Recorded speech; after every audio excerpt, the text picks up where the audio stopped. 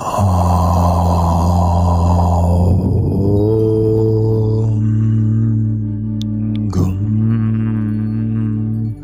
ഗുരുഭ്യോ നമഃ. ഏവർക്കും പ്രണാമം. നമുക്ക് ശ്രീ വാൽമീകി രാമായണത്തിലേക്ക് തന്നെ മടങ്ങാം. ലോകങ്ങളെ മുഴുവൻ കരയിക്കുന്ന വമ്പൻ ദശാനനെ വലത്തുവെച്ച് സാഷ്ടാംഗം നമസ്കരിച്ച് ആ കൂറ്റന്മാർ പുറപ്പെട്ടു. എല്ലാ ഔഷധങ്ങളും കൂടി ചേർന്ന സുഗന്ധലേപനങ്ങൾ ദേഹം മുഴുവൻ പൂശി ആ ബലിഷ്ഠന്മാർ 6 പേർ, തൃശിരസ്, അതികായൻ, ദേവാന്തകൻ, നരാന്തകൻ, മഹോദരൻ, മഹാപാർശ്വൻ എന്നിവർ അന്തകാഗ്നി അനുസരിച്ച് യാത്രയ്ക്കൊരുങ്ങി. ഐരാവത വംശത്തിൽ ജനിച്ചതും കരിങ്കാറിന് തുല്യമായതും സുദർശനം എന്ന നാമമുള്ളതുമായ വലിയ ഗജത്തിൽ മഹോദരൻ കയറി. എല്ലാവിധത്തിലുമുള്ള ആയുധങ്ങളും അസ്ത്രങ്ങൾ നിറച്ച ആവനാഴിയെയും ധരിച്ച മഹോദരൻ അസ്തമന പർവ്വതത്തിലെ ആദിത്യനെ പോലെ ആ മത്തേബത്തിൽ പ്രശോഭിച്ചു. ഉത്തമ അശ്വങ്ങളെ കെട്ടിയതും ലക്ഷണാന്വിതവുമായ തേരിൽ ആയുധങ്ങളെല്ലാം ഏന്തിയ രാവണപുത്രൻ തൃശിരസ് യുദ്ധസന്നദ്ധനായി പുറപ്പെട്ടു. വാർമഴവില്ലണിഞ്ഞതും വിദ്യുല്ലതയാൽ മിന്നുന്നതുമായ കാർക്കൊണ്ടൽ മൂടിയ മാമല പോലെ 3 കിരീടങ്ങൾ അണിഞ്ഞ് രഥാതിരൂഢനായ തൃശിരസ് 3 തങ്കക്കൂടുകൾ ഇറക്കിയ കൈലാസ ശിഖരങ്ങൾ പോലെ പ്രശോഭിച്ചു. അരർക്കർക്കോന്റെ ആത്മജൻ വില്ലാളികളിൽ അദ്വിതീയനായ അതികായനും ഒരു ദിവ്യരഥത്തിൽ ഏറി.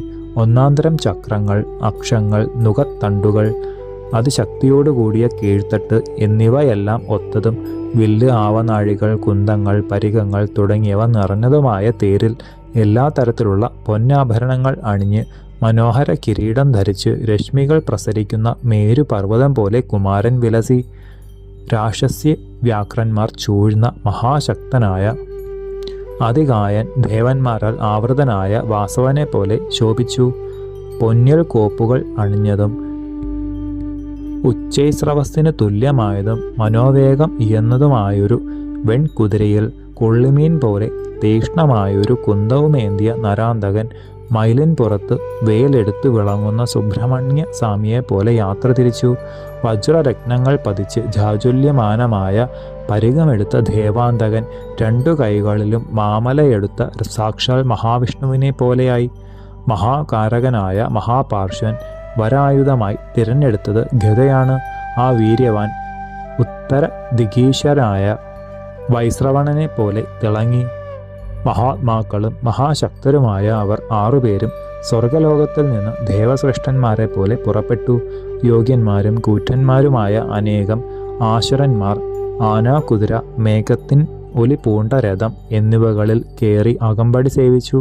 ഭാസ്കരതുല്യരായ ആ കുമാരന്മാർ ആകാശത്തിൽ വെട്ടിത്തിളങ്ങുന്ന ഗ്രഹങ്ങളെ പോലെയാണ് പലർക്കും തോന്നിയത്. ആകാശത്തിലെ ഹംസനിരകൾ പോലെ, ശരൽക്കാലമേഘം പോലെ അവരുടെ കയ്യിലുള്ള ആയുധങ്ങൾ മിന്നിത്തിളങ്ങി. വീരവീരന്മാരായ അവർ തീരുമാനിച്ചിരുന്നു, ഒന്നുകിൽ അരികളെ മുഴുവൻ അടർക്കളത്തിൽ നിന്ന് വിജയിക്കണം, അല്ലെങ്കിൽ വീരസ്വർഗം പൂകണമെന്ന്. പോരിൽ ആവേശം പൂണ്ടു പോകുന്ന അവരുടെ അലർച്ചകൾ, സിംഹനാദങ്ങൾ എന്നിവയാൽ 10 ദിക്കുകളും മുഖരിതമായി.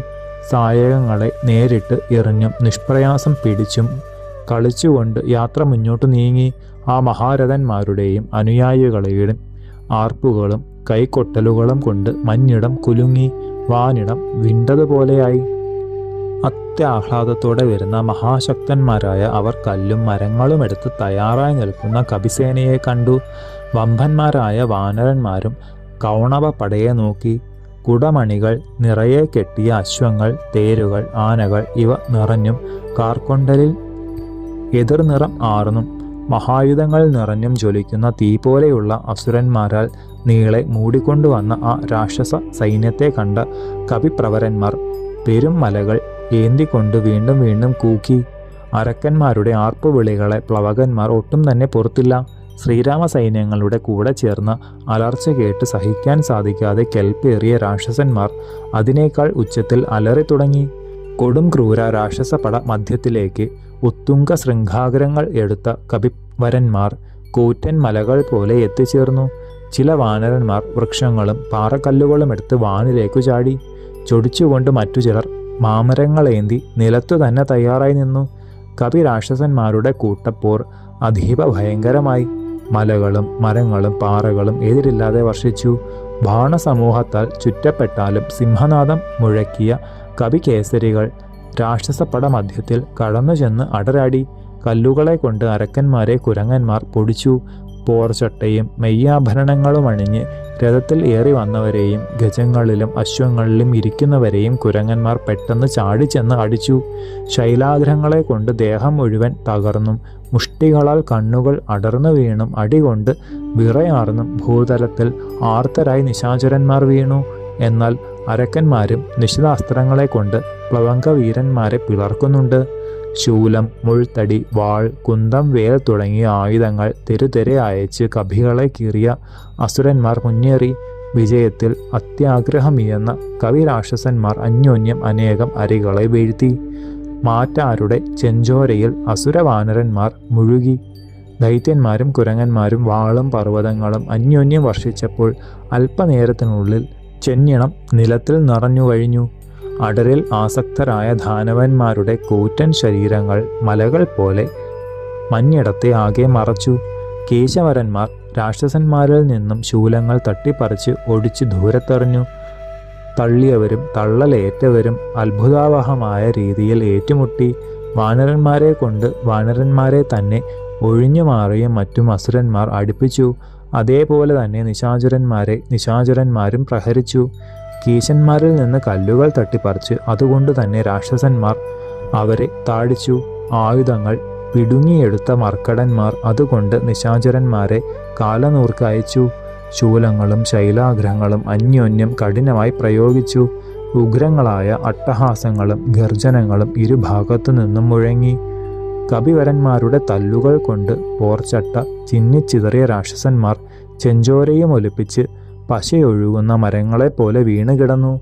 ആനപ്പുറത്തും കുതിരപ്പുറത്തും വന്ന കൗണവന്മാരെ അടിച്ചു വീഴ്ത്തി.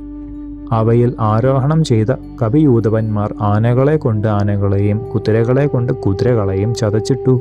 സന്തുഷ്ടമാനസരായി തീർന്നിരുന്ന സുഗ്രീവപട ശാഖോപശാഖകളോട് കൂടിയ മരങ്ങളാലും പാറക്കല്ലുകൾ നിറഞ്ഞ കൊടുമുടികളാലും ദശാനന സൈന്യത്തെ വീക്കിത്തുടങ്ങി.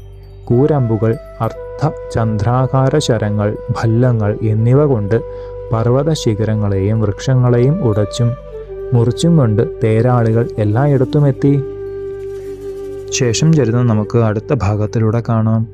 ഗുരുപാദങ്ങളിൽ സാഷ്ടാംഗ പ്രണാമത്തോടെ നമസ്കാരം.